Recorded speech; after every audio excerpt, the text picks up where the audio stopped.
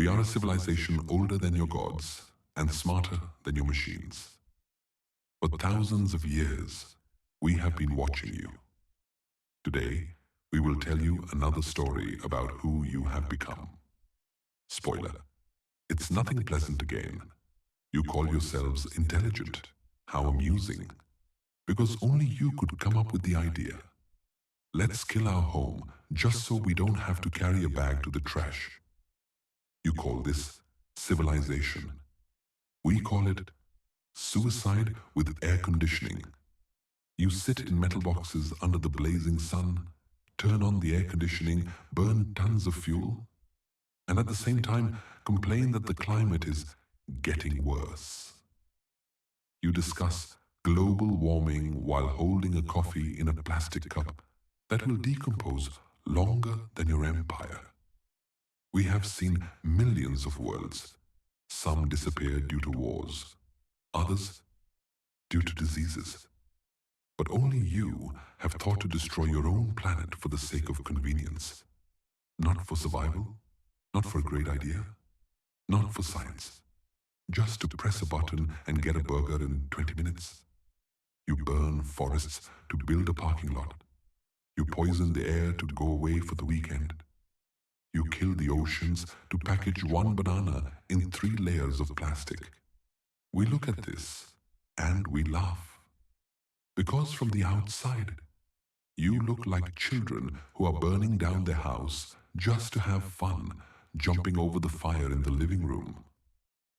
You have built a civilization where comfort has become more important than life itself. In your homes, there is more plastic than trees outside. In your cities, there is more concrete than soil. In your lungs, there is more smoke than air. A family at home in the evening. On the table, there is delivery pizza in 3 boxes, each wrapped in plastic. The TV is on the couch. There are 3 smartphones on the table, and the air conditioner is humming in the corner. Outside, it's summer, 25 degrees Celsius, but the windows are closed because of dust and noise. You have locked yourselves in your own concrete cages, creating artificial smells, artificial light, artificial climate. And you sincerely believe this is coziness.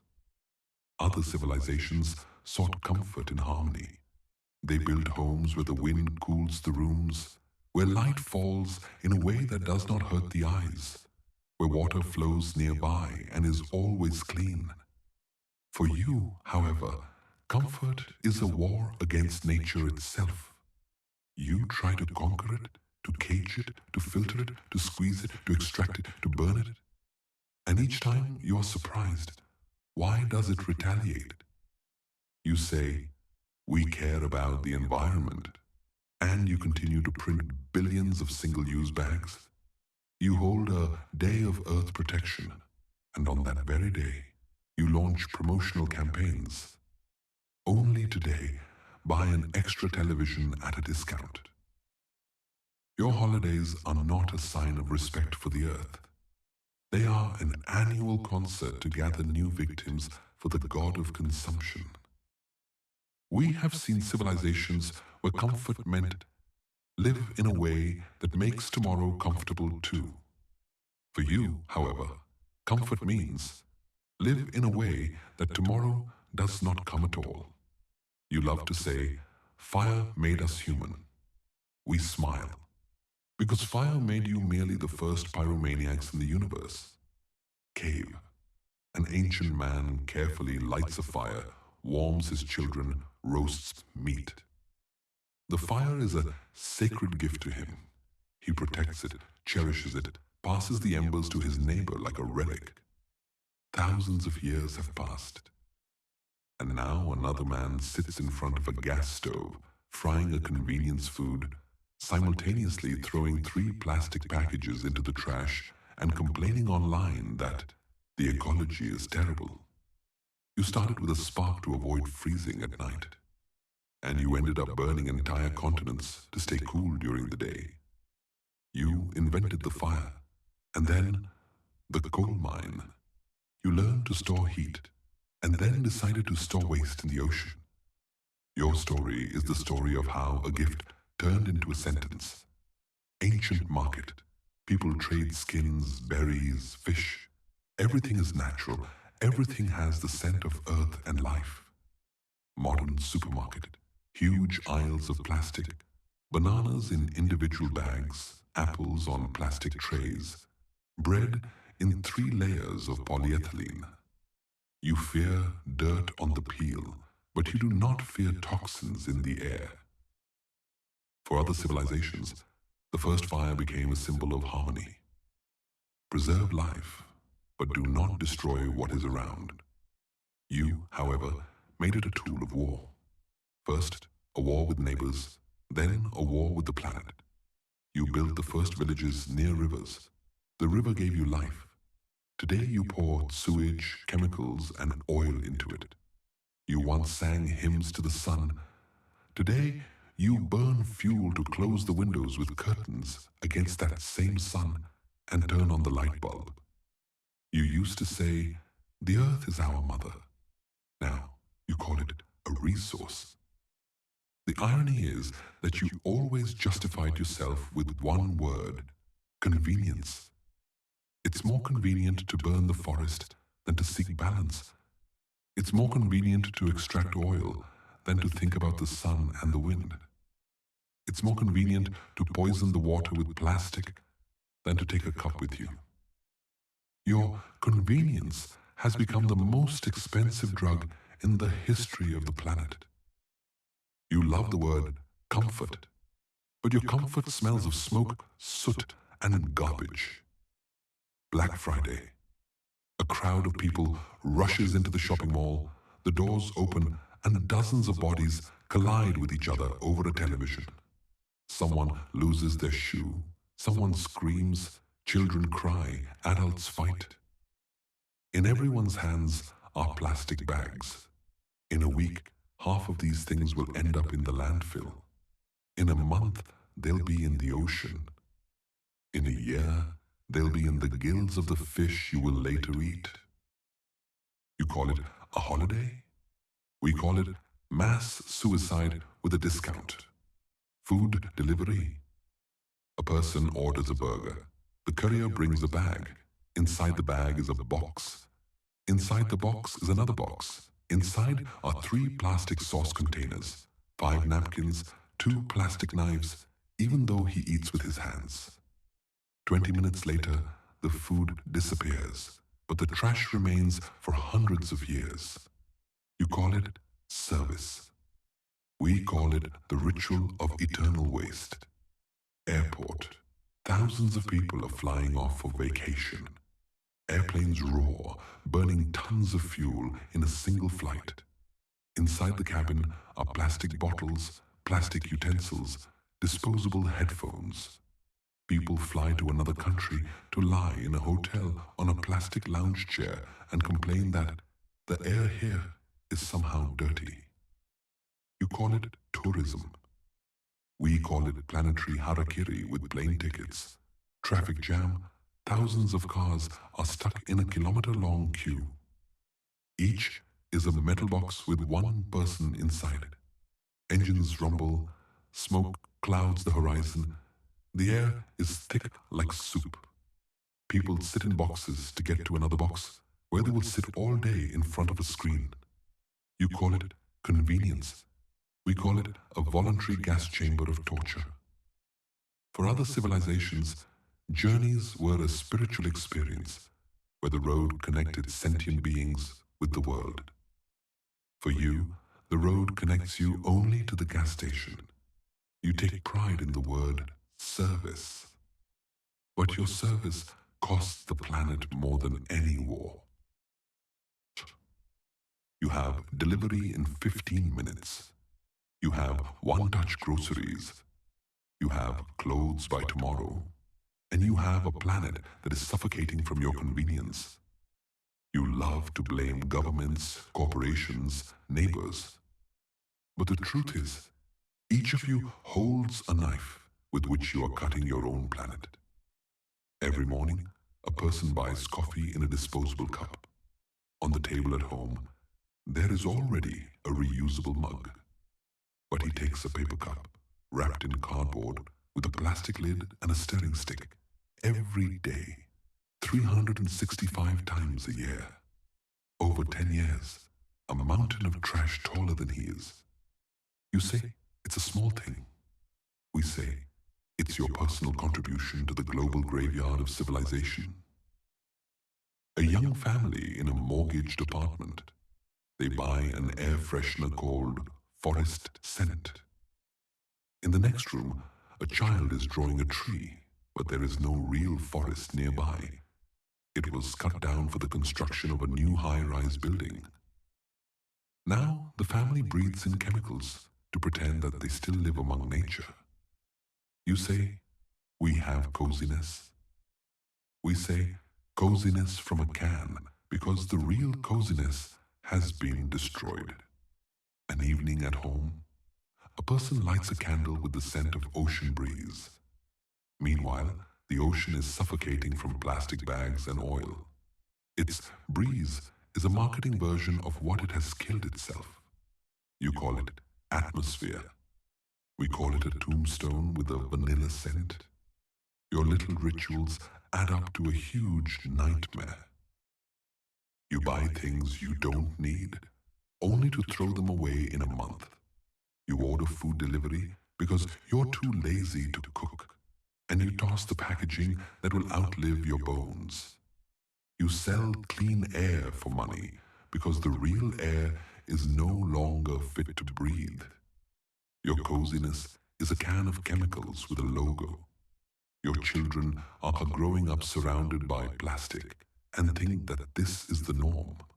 Their toys, their furniture, even their food is packaged in the same material. The irony is that one day, they will be playing with the bottles you threw away today. You love to say, what can I change alone? We hear something else. What does it cost me to kill the planet one more time for a trifle? And every time, your choice is against it. You love the word resources. We see that you use this word to describe your own suicide. A landfill outside the city. A person stands by a mountain of plastic bags. They shine in the sun like the Dead Sea. The wind lifts them into the air, and they fly clinging to trees as if the planet itself is trying to decorate its graveyard with garlands. These bags will lie here longer than your countries, longer than your empires, longer than your histories. You say, it's just trash. We say, these are your tombstones made of polyethylene. A fish market. A woman is buying fish to prepare dinner for her child. She smiles. It's healthy. There's a lot of phosphorus in fish. But inside the fish is microplastic. Every cell of its body is saturated with what you throw into the ocean. You think you are feeding the future. In reality, you are feeding it its own trash. A bottle of water in the supermarket. A person takes it from the shelf. It costs more than milk. Water is more expensive than food. Water, which once flowed freely from springs, is now sold in plastic. You have put the planet on a paper tap system. You call it business. We call it selling your lungs in installments. You take pride in the word progress. But your progress is measured by how quickly you turn nature into waste. A tree for you is a cubic meter. A river is a transport corridor. A mountain is a mine. You have stopped seeing beauty. You see only cost. We know worlds where every tree was considered a temple, every river a song, every mountain a school. For you, a temple, a shopping mall, a song, an advertising jingle, a school, a student loan. You love to repeat, we must leave our children a better future. And you gift them mountains of plastic, water at the price of gold, and air in cans. You love to say, we have made life better. We look at your life and see the electricity bill, which is scarier than news of war, hospital, white walls, the smell of antiseptic. In the corridor, a woman sits with a child. The child has a cough, a fever, pneumonia. The doctor says, "We have the medicine, but it's expensive. If you don't have insurance, I'm afraid that's it." And the mother starts counting her money. Each number in her wallet sounds louder than the child's cries. You call this healthcare. We call it a trial for the poor. Your God says, "Want to live? Pay up." Housing market. A young man enters an apartment. A small room, peeling walls, windows facing a courtyard well. The agent states the price, and the man realizes this is half his life in debt. But there is no choice. A home, which should be a refuge, has become a sacred relic for investors. People buy apartments not to live in, but to store capital. You worship square meters just as the ancients worshipped stones. War. Tanks roll through the streets, planes drop bombs. Politicians say this is a fight for values. But the documents in their safes tell the truth. Oil, gas, rare metals. Your wars are merely religious sacrifices to your new god of convenience. We have seen civilizations where wealth was distributed evenly, where no one died of thirst, while the neighbor had a well. For you, it has become the norm. One person eats golden food from plates adorned with diamonds, while another rummages through the trash. You say, that's how the world is. No, that's how your god of consumption is. We have seen worlds where convenience does not destroy the home, but makes it cleaner. A city built into the forest. The houses stand not in place of trees, but among them. Branches intertwine with balconies, roofs are covered with moss and flowers. Vines wrap around the walls, and this is not trash. It is climate control. During the day, the leaves provide shade, and at night, they emit coolness. The residents do not turn on the air conditioning because the forest itself is their air conditioner. They do not say, "It's hot." They say, "Today the forest is warming more." A civilization without waste. They do not have a word for trash. Everything is recycled. Every item is made to return to the earth or become part of a new object. When they finish their meal, the leftovers become fertilizer. The packaging dissolves in water, clothes decompose in the soil, and turn into new crops. They do not have landfills. Their dump is a garden, the festival of gifts.